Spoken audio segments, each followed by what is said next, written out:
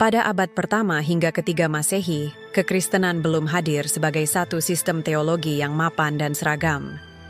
Ia tumbuh di tengah dunia Yahudi, Yunani, dan Romawi, di mana beragam gagasan keagamaan dan filsafat hidup berdampingan dan saling memengaruhi.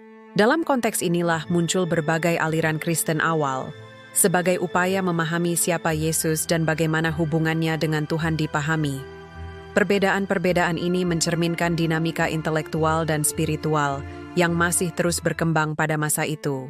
Salah satu kelompok awal adalah Ebionit, yang memandang Yesus sebagai manusia pilihan Tuhan, seorang nabi atau Mesias, namun bukan sebagai sosok ilahi. Pandangan ini berakar kuat pada tradisi monoteisme Yahudi yang menekankan keesaan Tuhan secara ketat.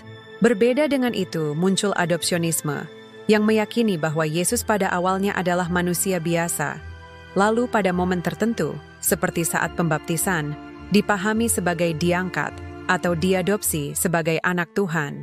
Di sisi lain, berkembang pula pandangan yang kemudian dikenal sebagai Arianisme, yang menyatakan bahwa Yesus adalah makhluk tertinggi ciptaan Tuhan, namun tidak sehakikat dengan Tuhan itu sendiri.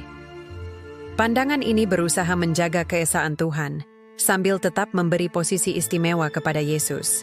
Sebaliknya, beberapa kelompok lain lebih menekankan keilahian Yesus, bahkan hingga mengurangi atau mengaburkan aspek kemanusiaannya.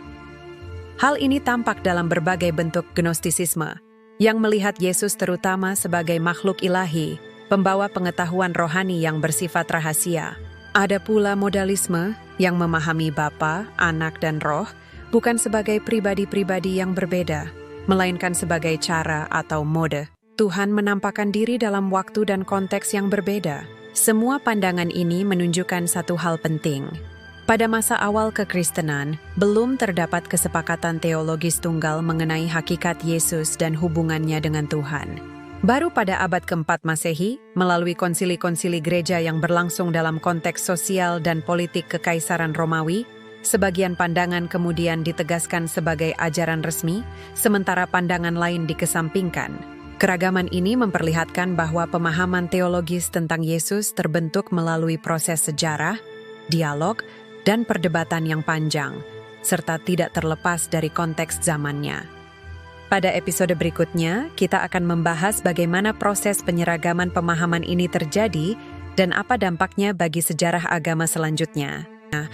Semoga bermanfaat dan mengedukasi.